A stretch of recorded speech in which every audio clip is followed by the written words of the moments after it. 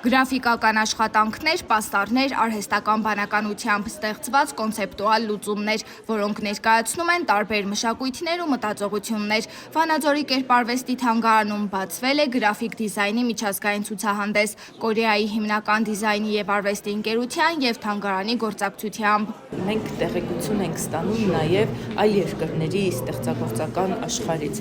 ինչպես են մտածում, ինչ են ստեղծագործում եւ ինչ են ուզում, ինչ առանցքային խնդիրներ են ուզում առաջ քաշել կերպարվեստի միջոցով։ Սա շատ հետաքրքիր է նաև փորձի փոխանակման առումով մեր ձևավորողները, նկարիչները կարող են նաև ծանոթանալով այս գործերի վերատպություններին ինչ որ չափով մտքեր, գաղափարներ քաղել եւ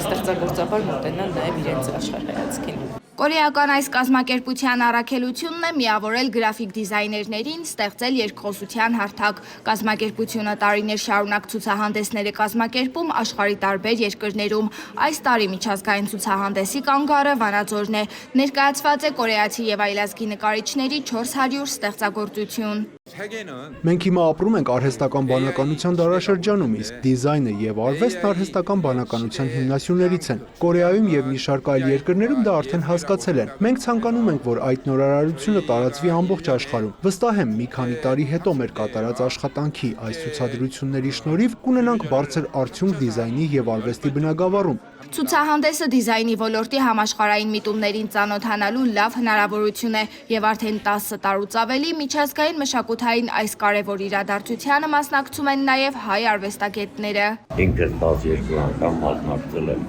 այդ ցուցահանդեսներին,